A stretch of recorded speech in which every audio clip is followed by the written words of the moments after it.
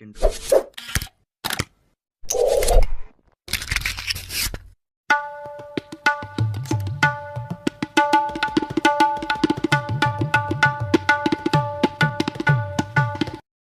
घामोळ्यांवर या 5 पैकी एक उपाय करा आणि काही क्षणात आराम मिळवा।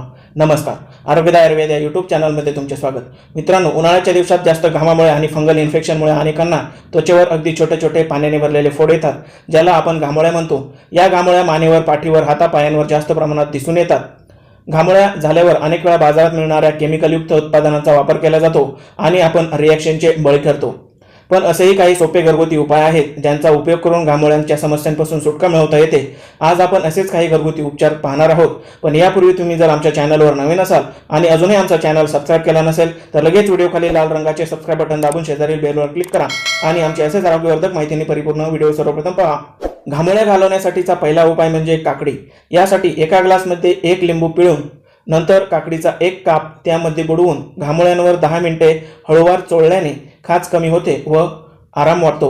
यानंतरचा दुसरा उपाय म्हणजे तुम्ही कडुनिंबाची ताजी पाने घेऊन त्यांची पेस्ट बनवावी व ती संपूर्ण शरीरावर चोळल्याने खाज तर कमी होतेच, पण अगदी दुसऱ्या दिवशीच सर्व फंगल इन्फेक्शन दूर होऊन घामोळ्या देखील नष्ट होतात।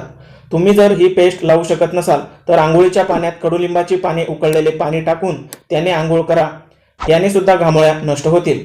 घामोळ्या येऊन खाज येत असेल तर कच्चा बटाट्याचा रस 2 चमचे घेऊन त्यामध्ये 2 चमचे गुलाबजल मिसळा। आता हे मिश्रण 20 मिनिटे घामोळ्यांवर लावून ठेवा व नंतर साध्या पाण्याने धुवून टाका। अशा दिवसाआडच्या वापराने एका आठवड्यातच तुमच्या घामोळ्या नष्ट होतील। बर्फाचे खडे एका सुती कापड्यामध्ये बांधा व हे कापड घामोळ्यांवर 10 मिनिटे चोळल्याने आग आणि खाज कमी होते। घामोळ्यांपासून लवकरात लवकर सुटका मिळवण्यासाठी तुम्ही कोरपडीचा देखील वापर करू शकता।